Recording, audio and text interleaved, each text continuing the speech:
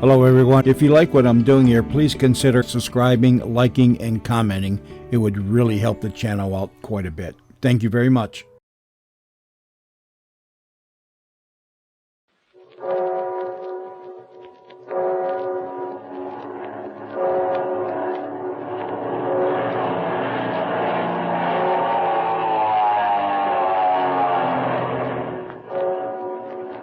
The Skelly Oil Company presents Captain Midnight.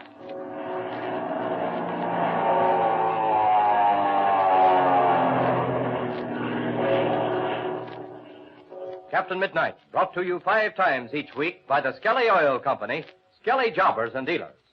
Only your Skelly dealer sells the original tailor-made gasoline, Skelly Aeromax, gasoline that's weather right for your car. But say, fellas and girls, do you realize that in just a little over a week, it'll be Christmas? Yes, sir. 1 week from Sunday will be Christmas Eve. Man alive, and hardly a bit of Christmas shopping done yet. Is it the same way with you? Well, that's another place your friendly Skelly man can give you a helping hand. Give Skelly auto accessories for Christmas. Now, there's an idea. Give Dad a handy Skelco polishing cloth for keeping the car bright and shiny in winter without using water. Or give him one of those new automobile flashlights your Skelly man has. The flashlight that clips right onto your steering post, always ready for emergency. Tell Mother about this idea, too. Stop in and show her those powerful Skelco batteries and swell new car heaters. She knows Dad will be well pleased with any of those practical Christmas gifts because they're things that will help to make motoring safer and pleasanter for the whole family. So have Mother or Dad stop at your Skelly service station with you real soon now and look at some of these Christmas gift accessories your Skelly man is featuring. And listen, while you're there, just make sure Mother or Dad gets a good look at those marvelous new Captain Midnight bicycle tires. You heard the big news about them yesterday, I'm sure. Well, have you seen them yet yourself? Gee whiz, think of having a pair of genuine Captain Midnight tires on your own bike. Big, sturdy tires with a heavy jet black tread, black as midnight, with the name Captain Midnight in big raised letters along the side. There are 2 kinds, the all-black clincher balloon type that takes an inner tube and the white sidewall single tube kind. They're both real beauties, but tough and long-wearing, too. See both kinds at your Skelly service station tonight.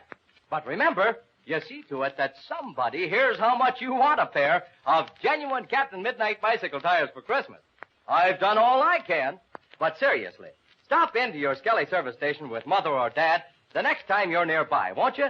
Your friendly Skelly man has some mighty fine Christmas gift ideas for every car-owning family and for every bicycle-riding fellow and girl. And now to Captain Midnight. Yesterday, Shark's attack upon Captain Midnight's party in the small valley in the mountains began. Captain Midnight hurriedly helped Chuck get ready to take off in one of the 2 black planes they captured from Shark to summon help from a city 150 miles away. As Chuck took off, Captain Midnight and Patsy set fire to the other plane. As our scene opens today, Captain Midnight and Patsy are standing near the burning remains of one plane while Chuck is taking off across the dried lake bed in the other. On the far side of the lake bed, Shark's men are approaching on the ground as Chuck flies toward them on his takeoff. Listen as Patsy cries out. Why don't his wheels come off? Hurry, Chuck, get those wheels off. They'll come off in a second, Patsy. Chuck's doing just right. He's getting plenty of flying speed. But Shark's men are getting closer. Yes. Yes, they're getting too close for comfort. Hurry, Chuck, hurry. Come on, go it, Chuck, go it. Oh, there, look at that. Loop him, loop. What's Chuck doing? Chuck's fooled him that time. He kept his nose down until he had plenty of speed. Then he whipped up in a sharp climbing turn. He threw those men off. 1 second they were near him, and the next they couldn't see him. Oh, look at him go now. Uh-oh, he's coming back this way. Gosh, Captain Midnight, this fire's getting awfully hot. We'd better get back. Yes, we'll back up a few feet. There. This'll be all right now. Look, Chuck's diving down at us. He's waving. Yes, I'll find out if he's all right. There. Gosh, what are you doing? Now it's a little signal Chuck and I have. I'm asking him a question and he'll answer. But I don't see what you're doing. I'll explain it to you in a second. Now watch Chuck. There, Chuck's right over it. He's banking the plane. He's stretching out his hand. Oh, that a boy, Chuck. That's swell. Come on, Patsy, we can go now. Okay, but explain to me about the signal. All right, I'll explain, Patsy, so that you know what it is. And any time you want to ask me or any of your friends the same question, they'll be able to answer if they know how to do it. Come on now. We've got to run back to headquarters and get the others and get to the Aztec Temple. Come on, let's go.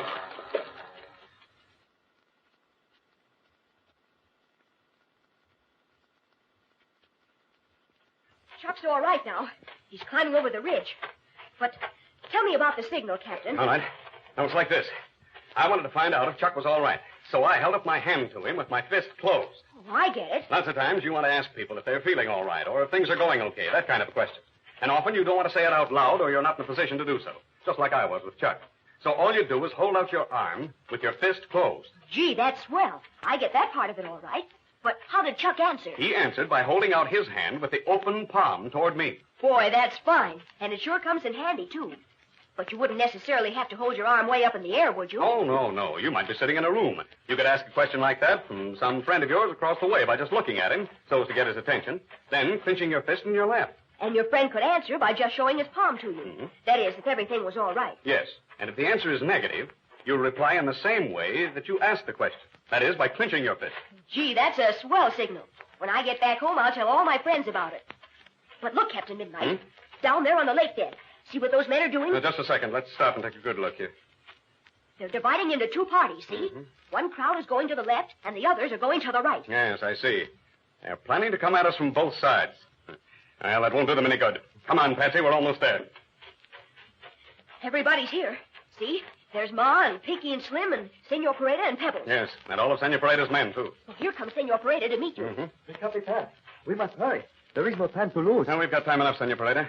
Shark's men think they have us cornered, but they've got another guest coming. What is your plan, mi Capitan? Do we go to the Aztec Temple? Yes, that's where we're going, Senor. I've sent Chuck on a flight to the city 150 miles northwest. He's to get help and hurry back just as soon as possible. Excellent, senor. Excellent. And I burned the other plane so it wouldn't fall into Shark's hands. All right, come on now. Let's be on our way. You are El Capitan, senor. We await your orders. All right. Now, you tell your men this, Senor Pereda. Since Shark's men have entered the valley, it'd be foolhardy to make a stand against them here. So we'll go through the cave, cross the underground river, coming out on the left bank of the waterfall. From that point, we'll follow the path down the mountainside to the Aztec Temple. Oh, do we have any torches? I've got some inside the cave, Captain. Oh, good. Now, here, then, is the order in which we'll go. Patsy, knowing the way, will lead with me. Pinky and Slim, also knowing the way, will bring up the rear. Everyone else will be in the middle. Now, was that all understood? Hurry, Captain. Those men are getting closer. Si, senor. There is no time to lose. All right, we're all ready, then. We'll beat Shark at his own game. Come on, now, let's go.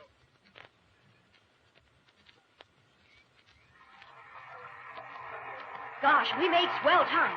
We're at the top of the waterfall already, and we started less than half an hour ago. Yes, it's all knowing the way, Patsy. In another half hour, we'll be down at the temple. Yes, and they'll sure be glad of that. The thing I'm wondering about is how soon we can expect to see Chuck. Should be back. Now, what are you looking at, Patsy? I'm not looking at anything, Captain. I was just listening. Well, I can hear the faint roar of the waterfall, but... There is something. I'm sure of it. What? You're right, Patsy. There's a plane. I can hear it above the sound of the water. That seems to be coming from the north. But that water raises such a mist I can't see. There it is. What? A little bit to the northwest. Oh, yes, now I see it, Patsy. And it's a black plane, too. Must be one of Shark's planes. Gosh, it'd be bad if he'd see us here. There isn't any place to hide except back in the cave. Listen, Patsy, listen. There are two other planes. No, there are three. They all seem to be following this first one. They're catching up with him, too. Captain Midnight. What, Patsy? What's wrong? Do you suppose... Could Chuck be flying this plane? Could he, Captain? Could it be Chuck? Well, Patsy, yes, it could be. And if it is, it's the one thing I was hoping wouldn't happen. Chuck tried to get to the city, but met these planes on the way. Now he's trying to get back and trying to make a landing. But Chuck wouldn't try to go back and land on the dry lake bed. He knows Shark's men are there. Yes, but where else would he go? Oh, but look. Look, he's turning. He's diving down. Oh, he's trying to get away from those others, and one of them's almost on his tail. And look above them, Captain. There's another plane. A big one. It's got silver wings and two engines. Yes, we've seen that ship before, Patsy. It's the same plane flown by Douglas Chadwick. Don't you remember? Yes. That plane is flown by Ivan Shark. This is terrible. Oh. Turn, Chuck. Turn. Turn before it's too late. That one plane's right on him. Look out, Chuck. Oh, quick, Chuck. Quick, turn again. Chuck. Oh, this is terrible, Patsy. They've got him trapped. Oh, we only had a plane so I could get up there and help him. They're getting closer every second. Dive, Chuck. Dive. It's your only chance. Look, Captain. Look. There's smoke coming from Chuck's engine. It's on fire.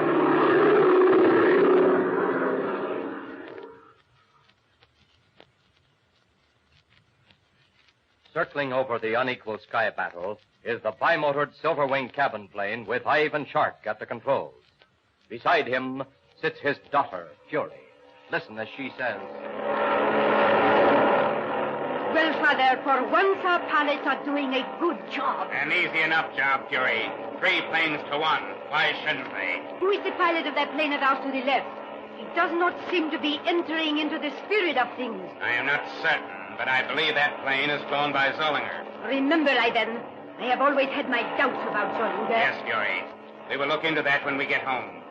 Who do you think is flying the plane thereafter, Father? I hope it is Captain Midnight, but I am not sure. At any rate, he has met his finish this time. Look at Gardo, Father. Look at Gardo. He has attached himself to the plane's tail and will not be shaken off. Excellent work, Gardo. This time I have no complaint to make. Look, Fury, this affair is coming to a finish.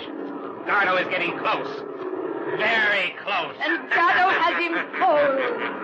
That is the way to do it, Gardo.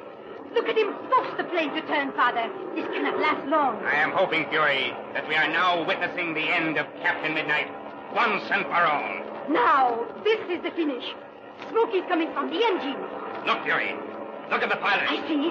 The pilot is standing up in his seat. He's getting ready to jump. There! He dives head first. We will go down, Fury, to see this better.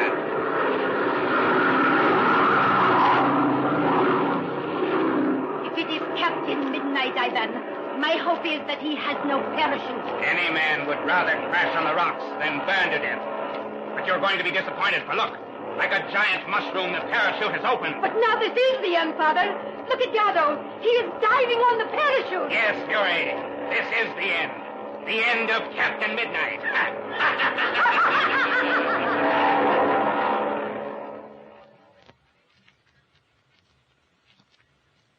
Of all the crimes that Ivan Shark and his men could be guilty of, this is the most fiendish. To attempt to destroy the parachute of a helpless pilot floating down to safety.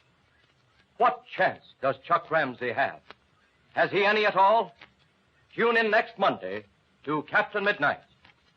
Say, just close your eyes a minute and think of the thrill of being the first fellow or girl in your crowd to have a pair of genuine Captain Midnight bicycle tires. They come in both clincher balloon and single tube types, and both kinds carry the name Captain Midnight on the side in big raised letters. Why, say, they're the biggest thrill in bicycle tire history. Have you seen them yet? Well, listen. The next time you're out riding in the family car, ask Mother or Dad to stop by your Skelly service station just to see those new Captain Midnight bicycle tires. If your Skelly man doesn't have any in stock, just write to Captain Midnight in care of the Skelly Oil Company, Kansas City, Missouri. I repeat, write to Captain Midnight, Skelly Oil Company, Kansas City, Missouri, for full information about the new Captain Midnight bicycle tires. Now, don't forget to tune in again Monday, same time, same station, for further transcribed adventures of Captain Midnight, brought to you by the Skelly Oil Company, Skelly Jobbers and Dealers. Can Chuck Ramsey still save himself, even though one of Ivan Shark's pilots is diving at him as he floats to the earth by parachute? What will Ivan Shark do next? Be sure to listen Monday. Until then, this is Don Gordon, your Skelly man, saying goodbye and happy landing!